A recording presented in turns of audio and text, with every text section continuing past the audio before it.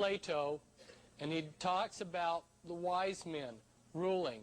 That occult concept was passed on down, and you'll read in Francis Bacon's book, The New Atlantis, which originally had a title with the word of Rosicrucian, that they wanted to create a group of wise men to rule in the New World, and that concept has indeed been implemented. That study group or wise men group is called Majesty 12, and it's been given a lot of code names. They just sometimes just seem to happen to meet each other. And originally it was set up 6 men from the executive committee of the Jason Society, 6 men of the executive committee of the Jason group, and 6 men of other key positions along with a chairman. And I believe in Reagan's administration they upped the number to 40. And this group on their classified papers has the word magic, M-A-J-I-C, stamped on it. But they can't make all the decisions. So they pass some of the decisions on to the policy planning groups, which I've listed over here: the Council of Foreign Relations, the Trilateral Commission, the Brookings Institute, the Business Roundtable, the American Enterprise Institute, the Population Council, Resources for the Future, and the Urban Institute. But those people can't make all the decisions, so they pass them on down the line, some of them on down the line, to the research policy planning groups, such as the RAND Corporation, the Stanford Research Institute, and the Hudson Institute. Now, how does this work in actuality? Let's say the Illuminati have made a decision as to something they want to implement. They'll get somebody, say the president, to announce, we have a problem. Then the president will say, we have a problem. We need to initiate a government study of this problem. And then they will pour millions of dollars into a government study, and maybe after 10 years come up with a large number of findings that are printed in these thick books that even researchers like myself don't wade through. And the bottom line is the decision that they had decided upon long ago. And then they get their opinion makers, government councils, national news medias, and intelligence agencies to help them out to make it appear like there's grassroots support at different levels. And so the legislators say, we had this problem, we did this study, this is the best advice, and they pass a law. Now if they have any problems along the way, they have their covert enforcers like the Mafia and the IRS and FBI and ADL to smooth out the opposition. Hidden behind the scenes, the Illuminati have created occult area boards in all the areas. Of course, you got your 4 regions with 13 states each, and then within each of those you've got a small section that's given an occult area board. All your different groups working within a given area, if they're working, collaborating with the Illuminati, will send participants or representatives. So as an example of how this works, your own cult in Japan, the Illuminati area board over there decided, let's build up the Om cult. They pull people from other cults into the Om cult to build it up. Then when they wanted to make regional government for the United States, what pattern did they follow? Their area boards. There's a twilight world of the interconnections between organized crime and the Illuminati. As you'll notice, some of the Mishbuka and the Triad and the Mafia and the P2 Freemason families are tied in blood-wise, family-wise with the Illuminati. But the whole thing is one slimy mess that interconnects. And this one I won't show, but it's just on the Illuminati control of healthcare. We don't have time to go into that.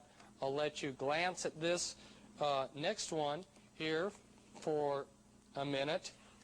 I knew I was going to be coming to the Midwest, and I knew that there were a lot of good farm people. And I have a monograph that explains this particular transparency in case you want more information. And you can get this through Prophecy Club.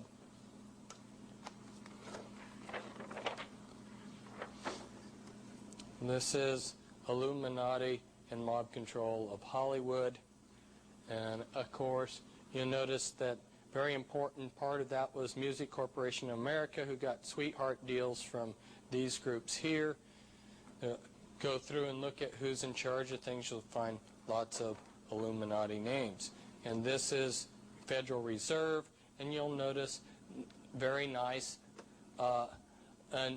nice, that's not a nice word to use here, but at any rate you'll notice Illuminati names: Rockefeller, Russell, Peabody, Reynolds, Warburg, Pine, Morgan as original stockholders of the Federal Reserve.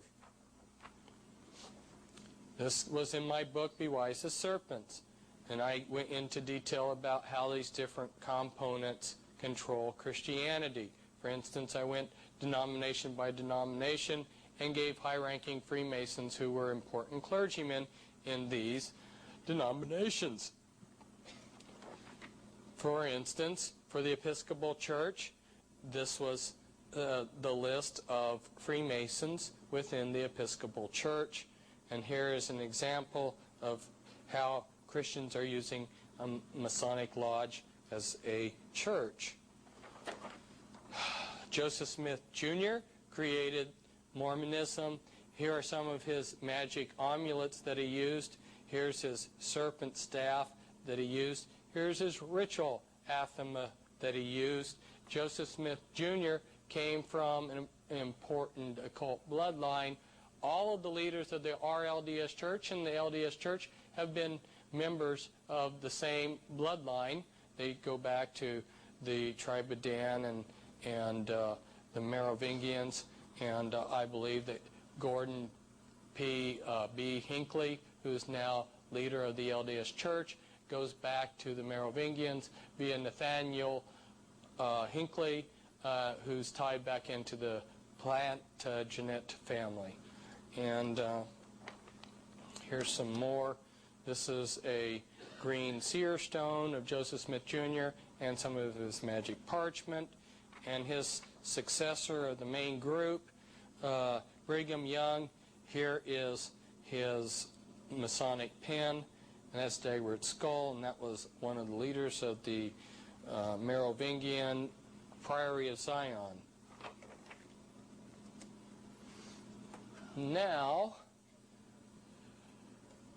the man who started the Jehovah's Witnesses, Charles Taze Russell, was a Knights Templar Freemason, and as you can read here, Charles Taze Russell, ritually murdered by the Illuminati on Halloween, has his ashes protected below a pink granite pyramid made from the sacred Enchanted Rock Mountain at a sacred site 18 miles north of Fredericksburg, Texas. The pyramid is in a cemetery in what was Allegheny, Pennsylvania, now Pittsburgh, Pennsylvania. Real quickly, here are some actual members of the Illuminati from these various bloodlines. John Jacob Astor, for instance, within a matter of a few years, had a monopoly on the entire fur trade, and if you stop to think about it, the fur trade had been going on for centuries before he arrived. And here's some Illuminati from the DuPont family. The DuPonts are key people in the military-industrial complex. Every day, each one of us cannot escape using something made from chemical products that the DuPonts are involved with. They also have been major manufacturers of American gunpowder for our different wars.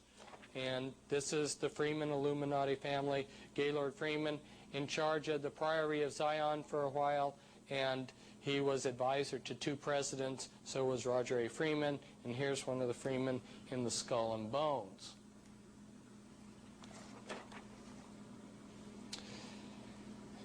And this is the Kennedys. JFK's sister married into British royalty. Joseph Kennedy once remarked on one of the marriages